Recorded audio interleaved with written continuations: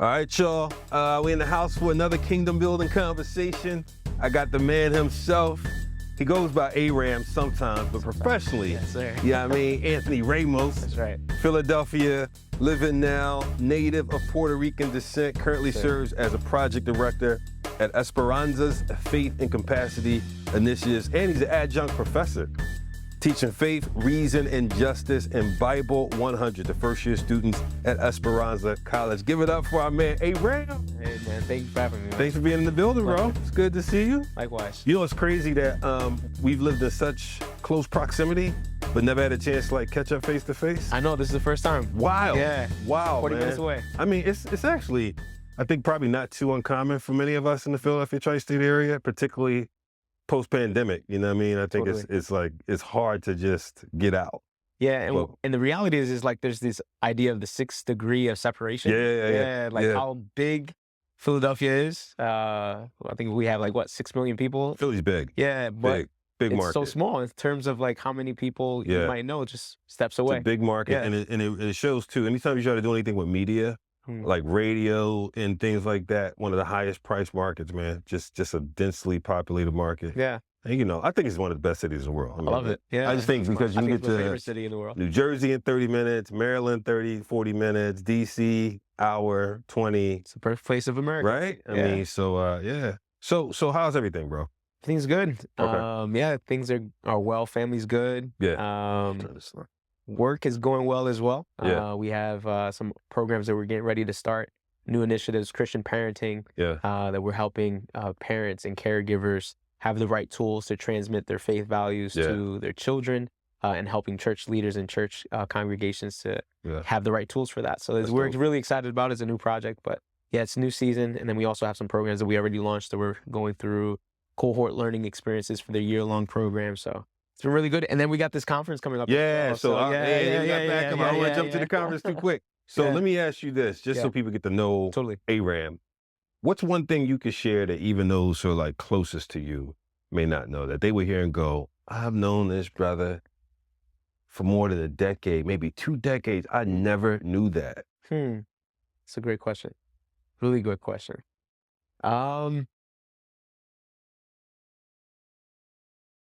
Man, you got me stumped. I got you stumped. Yeah, That's because good. I feel like I kind of wear my life on my sleeve where, Okay. you know, where Yeah. even people that know me don't know this about me. Feel mad. Yeah, exactly. Yeah. So you're very Huh. transparent. So this Yeah, I stumped you. tried to be. Yeah.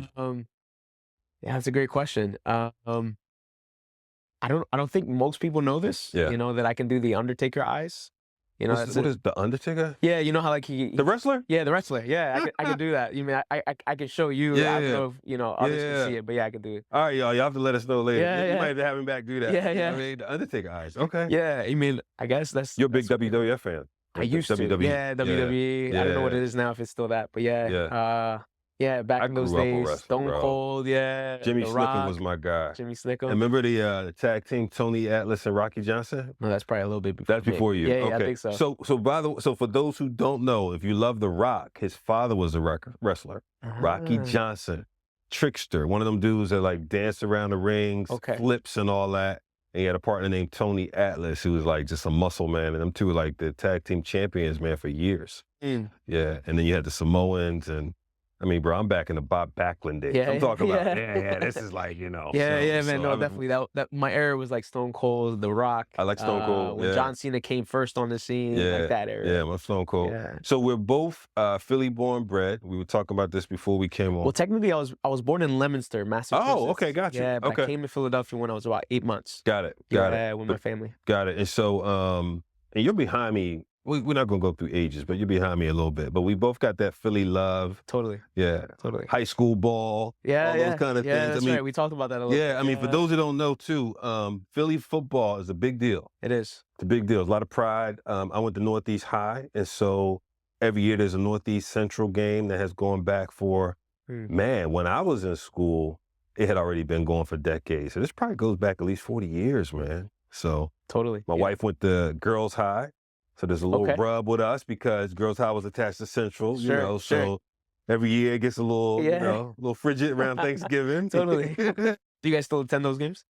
I haven't gone in a while. Okay. I need to go. Because even my son went and played ball there. Okay. And then my son went and played college. He played at Delaware State and then Westchester. Yeah. That's fire. Yeah. That's awesome. So I miss it, man. I miss it. So talk a little bit about your music, man. Before we go to Esperanza, Totally. what is Aram doing as an artist right now? You've done a lot of music, but what's coming? Well, I do have some songs that I'm working on this year. I kind of taken a little bit of a step back in terms of just like releasing music and focusing a little bit more on facilitation, speaking engagements and stuff like that. Yeah. And obviously just the project management side. But yeah, I do have some songs that I'm working on with some artists. One that would be at the God in the City conference that I'm working on. Nice. And yeah, you know, it's been neat. Last year was a great year in the sense of it's probably the year that I had the most bookings that I've ever had in terms of going out and perform and minister in that way. And I only released one song last year. And so just been, you know, exhausting the discography. That's and nice. then and this year, hopefully I do have some songs like lined up in the vault that I've been working on. Yeah. And hopefully by the summer I can have some of those rolled out. That's dope. Yeah. That's dope. That's dope.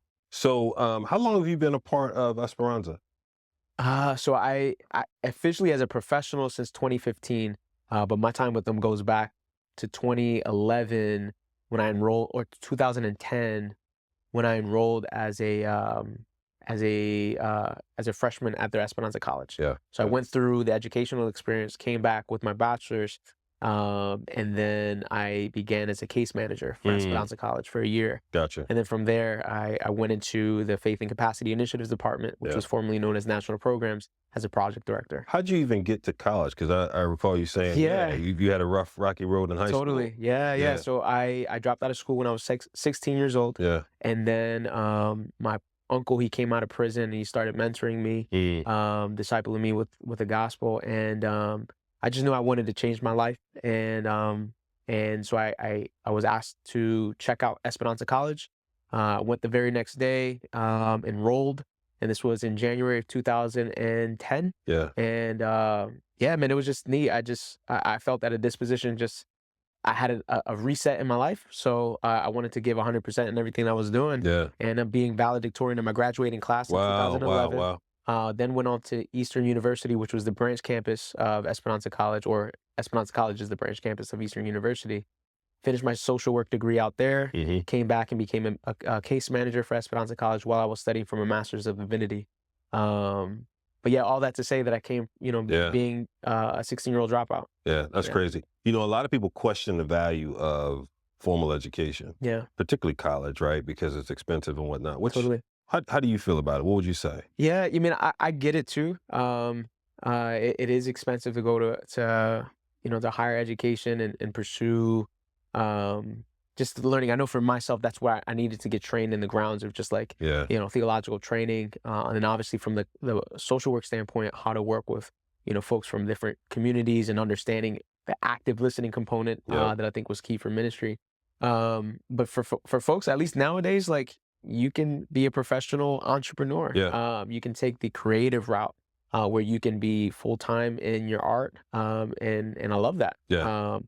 So it's just really discerning like your calling over your life and what are your gifts and your skill sets. Yeah. Leaning into that. And if higher education gives you that pathway for it, then amen. And if not, entrepreneurship is that way, then amen. Or also, more vocational training, hands-on work. That also is a possibility as well. That's good. That's good.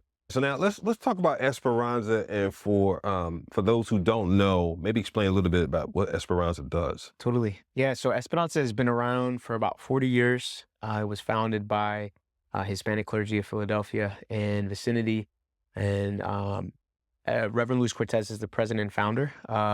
They really wanted to advocate on behalf of the Hispanic community. And a lot of it stems back from police brutality that affected one of the pastors in the Hispanic community, as well as just access to funding, where ATMs at that time weren't available during hours that were convenient for bivocational Hispanic pastors. Gotcha. And so they organized, and long story short, they developed a CDC that offered opportunities for the Hispanic community around education, immigration legal services, housing, counseling. from education from K through 12, so a brick and mortar college, Yeah. as well as a brick and mortar K through 12, but then also an education opportunity online through a charter school. And then, there's several initiatives. We have a workforce development that helps folks not only land job opportunities, but to retain them. Yeah. And they see folks about maybe 1,000 people a month. Gotcha. On workforce development. In our specific department, we help with the capacity building of congregational leadership. So for pastors, youth leaders, as well as clergy, just around contextual training, resource opportunities where they can apply for grants for sustainability, as well as ministry opportunities. And so my role is around guiding educational experiences for these pastors, these youth leaders, to go through these specific contextual trainings, but then offer grant opportunities for their ministries. And contextual training, dive a little more into that. Is that relative to like the culture, the geographic area? What similar? Yeah, totally. Yeah, so we primarily serve Hispanic pastors. It's not exclusive, but primarily Hispanic communities, as well as understanding the urban context. Okay. So a lot of times, like we would get, not we, meaning the general church and the Hispanic community would receive ministry tools from other communimies, specifically Anglo communities that we would have to translate in our own context. Gotcha. And most of the times the examples or just even the methodology doesn't work for our context. So like for Hispanic communities and maybe even for people of color, our faith is tangible. Like we need to feel it. We need to be immersed in it. It's not just more theoretical or, heady. If Jane, it reminds you of those in school, like if Jane was given $10,000 by her parents, should Jane, buy a car, rent a condo in LA or buy a house? Like, we can't relate. We can't relate. Yeah, totally. And then also you get youth ministry training guides with, the front cover, somebody on a jet ski or somebody, mountain hiking, where that's just not culturally or contextually relevant. Yeah. And so we would connect with not only facilitators, but also curriculum designers to help us bring the contextual aspect to the people that we're serving. Gotcha. So people that are serving and working in Hispanic communities, people are working and serving in urban contexts, and then developing curriculum specifically for the people that we're trying to reach. Yeah. And so we will design those educational experiences. So from workshop trainings to vision trips where we will take them to a different city and connect with organizations that are doing great work out there to inspire them. And then, as I mentioned earlier, just the grant opportunities that they can apply for funding to sustain ministries in some ways, or even to help launch new ministry ideas that after they've gone through the educational experiences and they might have been illuminated to some new work that they can navigate in, this fund can help accompany that. That's good. Yeah. That's good. So on an annual basis, how many people would you say Esperanza trains, et cetera? Yeah, so in our department, right now we're probably training over 100 people, pastors, youth leaders, and congregational leadership teams. So the impact is wide, man, because each of them then have a flock and staff and that they're taking all this back to. Totally. So I think right now our ministry teams, or our department, we're serving about 30 different churches at the moment through our different programs. So now let's talk about this upcoming event, because I got a text from Justin. Big shout out to Justin Sarchik at Rapzilla. Justin's like, man, right there, Trig, you need to know about this event, bro. It's one of the greatest events in the Philadelphia Tri-State. I said, really? And then he told me to get with you. And I'm like, wait a minute, I know this, brother. Okay. So tell me about the event. Yeah, man. So God in the City, it kind of stemmed from our leadership program. It's called the Esperanza Youth Leadership Institute, where we train youth leaders and their leadership teams across the region. And it stemmed from that apart from finishing out the year-long training, what are other resources that they can tap into? Yeah. And so we developed this, we soft launched it in 2021 with a rally, but then we put together a full-fledged conference. In the past, we've done capacity building conferences, but it was specific for mentoring organizations and housing organizations. And we had some component of it in ministry. Now it's full-fledged youth ministry. That's dope. Those that are working with young people. Yeah. And so, this will be our third year. We look to train over 150 youth leaders or those that are working with young people throughout the conference. And then in the evening, we put together a rally, or this year we're calling it an after party, About 300 people will come together just to have a good time.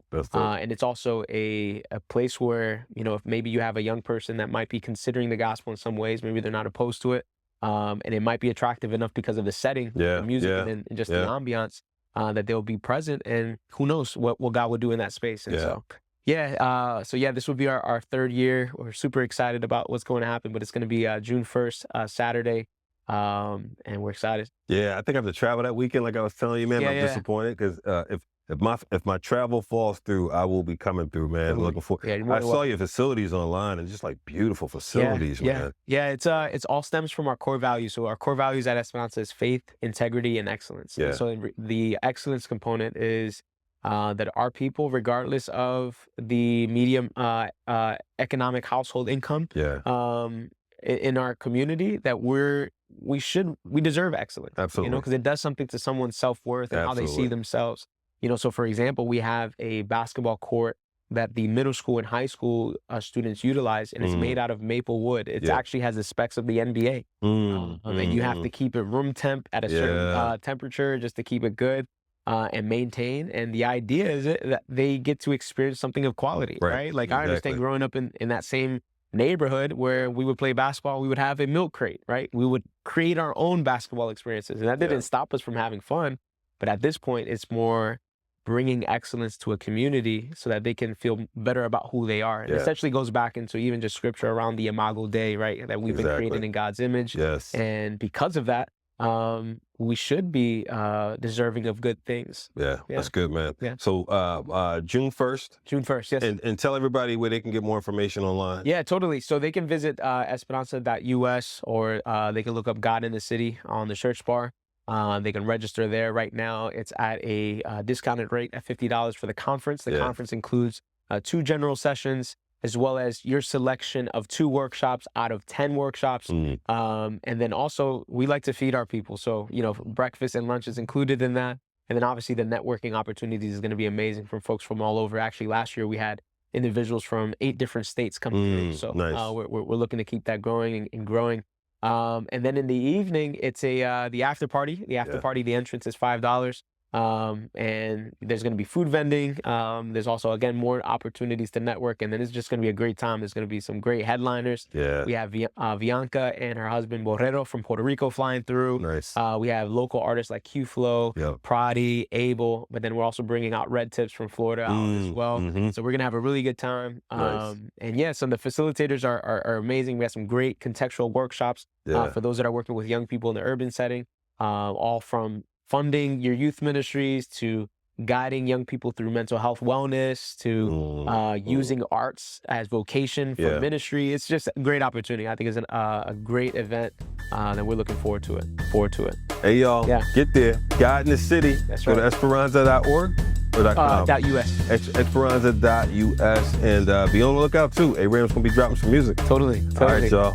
Hey, brother, thank you for coming through, man. Oh, man, thank you for having me. Absolutely. Appreciate Kingdom Boom Conversation, y'all. See you next time. Bless.